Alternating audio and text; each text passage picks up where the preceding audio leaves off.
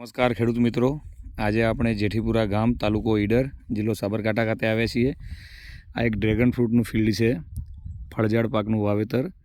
એમાં આપણે જોઈ શકીએ છીએ કે આ ફિલ્ડમાં જોવા જેવું એ છે કે ઘણા બધા લોકો ડ્રેગન ફ્રૂટ વાવતા હોય, અન્ય ફળઝાડ જેવા કે જામફળ, આંબા, ચીકુ વગેરે કરતા હોય છે, પણ એમને નિંદામણનો પ્રશ્ન રહેતો હશે। પણ આ એક ખેડૂત છે કે જેમને જે વીડમેટ આવે છે, બ્લેક કલરનું વીડમેટ છે, એ અંદાજે 4x4ના ટુકડા કરી અને આ થાંભલાની ફરતે ફેસમાં લગાવી દીધા છે।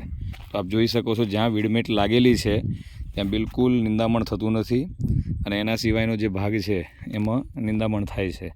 તો હજી પણ આમાં થોડો વધારે પટ્ટો કાપીને પણ લગાવી શકાય, પણ એક મેથડ ખૂબ સારી છે કે જેમાં તમે વીડમેટનો ઉપયોગ કરી શકો છો અને નિંદામણનો જે તકલીફ પડે છે એ નિંદામણનું પણ આમાં નિરાકરણ થતું હોય છે।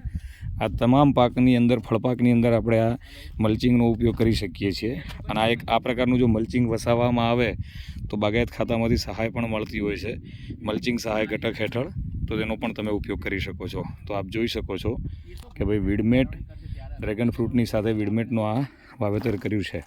હાલ આપણે વાત કરી રહ્યા છીએ, ચોમાસું પૂરું થવાની તૈયારી છે, પણ તેમ છતાંય ફિલ્ડની અંદર કોઈ ઘાસ એટલું બધું દેખાતું નથી।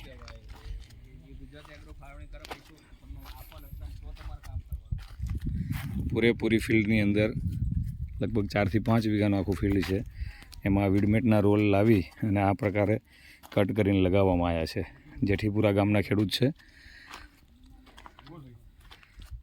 અને આપ જોઈ શકો છો કે ભાઈ જો નિંદામણ ના હોય તો પોષક તત્વો પૂરેપૂરા પાકને મળતા હોય છે, જેના લીધે પાક પણ ખૂબ જ હેલ્ધી રહે છે।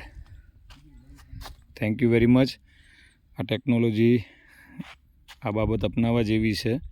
ધન્યવાદ।